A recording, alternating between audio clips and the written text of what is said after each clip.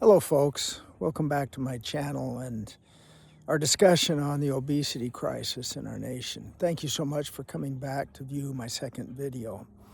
I hope you had a chance to see the first video. If not, please go look for it. There's an important talk I referred to on there called 1% Better that will be very beneficial for you if you could review that.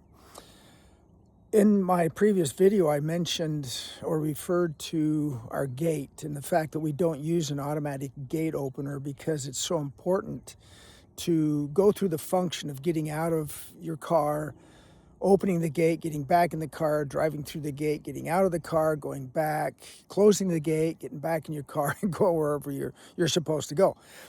Sounds like a hassle, and it is, but that's the point.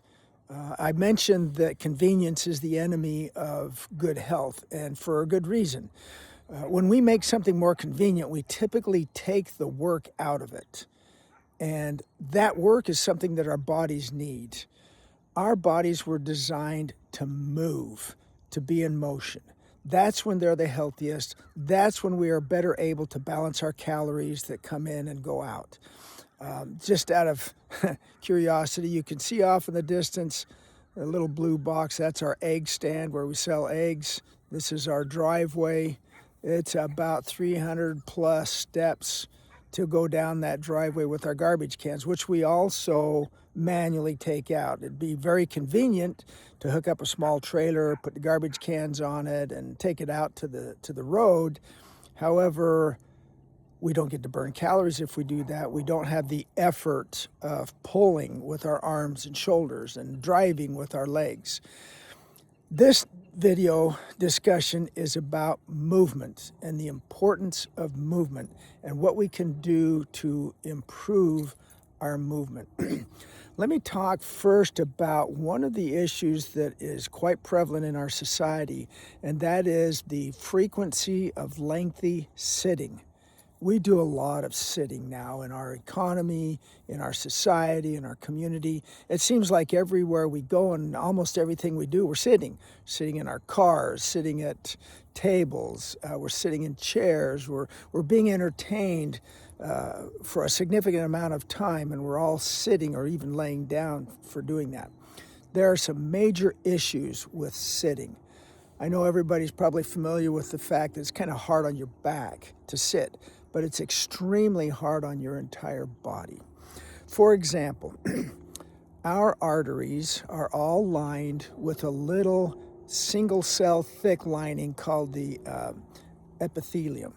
And that lining in our vessels doesn't just protect them, it sends signals, it sends cues to the brain and to other parts of the body, depending on our movement situation. If we sit for about 45 minutes, give or take a few minutes, that epithelium signals the blood flow to shut down because we're not using it. We're not using our legs or our body. And so quite literally, the arteries that feed your legs start to shut down.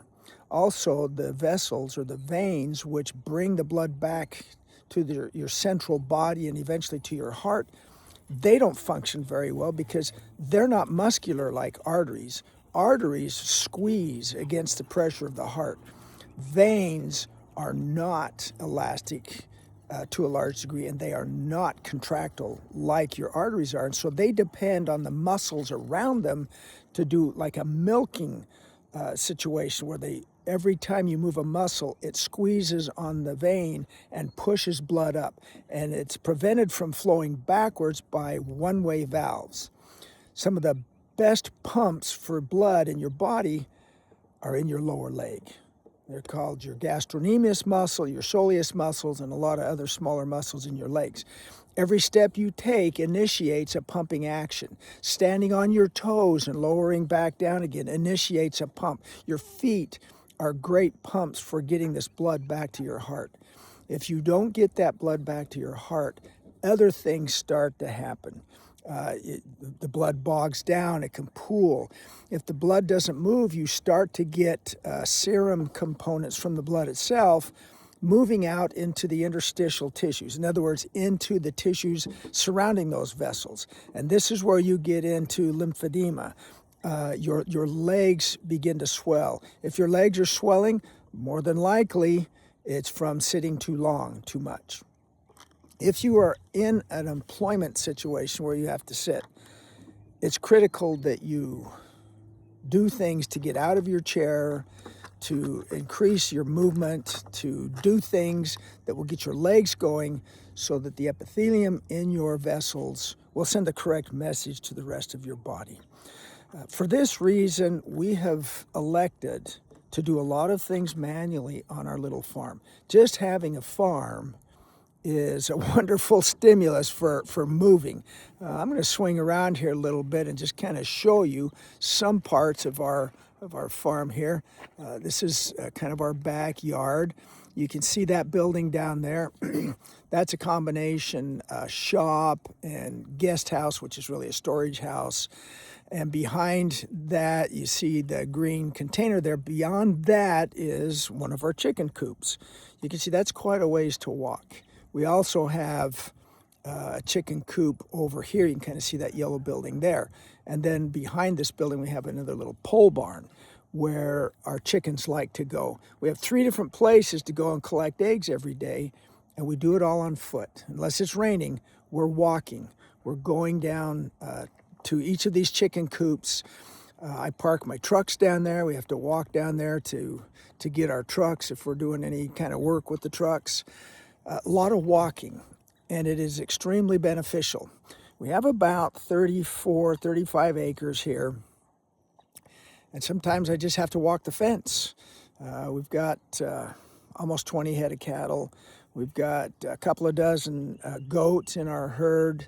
We've got some llamas, got a few horses, we've got a bunch of donkeys, and these animals can cause problems with fencing if we don't stay on top of it. So there's a lot of walking that we do, just checking the fences. Movement is critical to losing weight. Now, let's not talk about getting a gym membership. Let's not talk about going out and jogging or running or whatever. Running is good. It's a wonderful activity, but so many of us in the need to lose weight are too big to run. It's too difficult, it's too hard on our bodies. And there are better things that we can do. One is just to get up and move, just to get up and walk. Remember the talk that I referred to, 1% better. We just have to improve by 1% today or tonight. Maybe you make an extra trip up or down a set of stairs. Maybe you sit and get up 3 or 4 times to kind of start to get your core muscles in better shape. One of the problems that we have as we get older, in addition to the fact that we just lose muscle mass, is we lose the ability to get up off the ground. It gets more and more difficult to get out of a chair, to get up off the floor. We have to use more upper body strength, use our arms to get up. When we lose the power of our legs, it is so critical as we age that we retain the strength of our legs. So anything you can do to improve the use of your legs would be fantastic. Let me give you a suggestion about one exercise that can be really miserable. In fact, it's designed to be miserable. It's called the Roman chair or the wall sit. And you basically sit down without a chair, leaning against a wall. You're pushing against it with your legs. And you do that for 2 minutes. It takes a good 80, 90 seconds to really get the proper stimulus out of that particular exercise. And I know that most people think that an isometric exercise doesn't really do that much good, but in fact it does. Your quadriceps muscles in your thighs are the biggest muscles that you've got in your body and have the greatest impact on what happens with your body.